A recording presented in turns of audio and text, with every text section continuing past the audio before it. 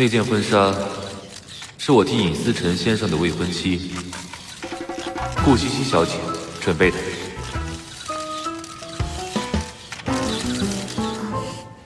Alex 先生，这次来找您呢，还是为了 Marry Me 的事情。你没有去找尹先生吗？这件事情可能不能找他了，因为我想给他一个惊喜。惊喜？其实我跟思辰已经恋爱多年了。他上次把您妻子做的项链送给我的时候，我们走吧。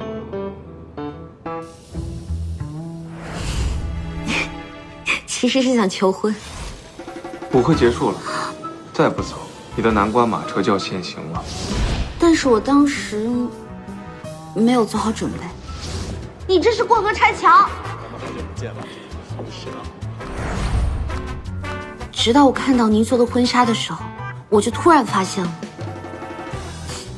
原来女孩子只有看到让自己心动的那件白纱的时候，才会突然下定决心对一个人许下终身。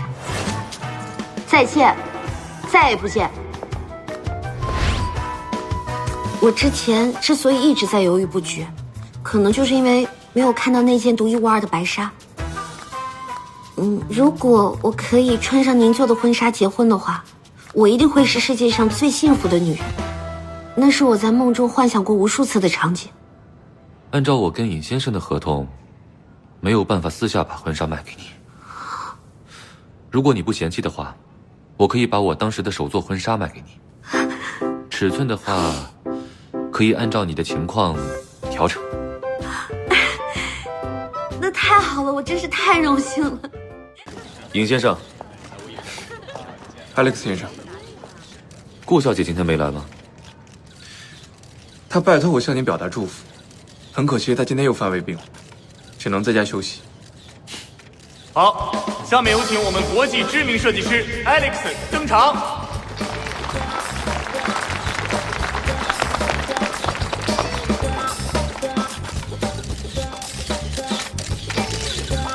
这是我的个人品牌 Marry Me 的第1家线下门店，很荣幸把它的第1次交给了 Y 梦。它的品牌气质、审美还有追求，跟我本人非常的契合。我相信 Y 梦跟 Marry Me 之间的合作一定会非常的愉快。谢谢大家。听说您这一次竟然售出了之前精心制作的样衣是吗？不知道这一件样衣出售给谁了呢？是否有重要意义？那件婚纱是我替尹思辰先生的未婚妻顾西西小姐准备的。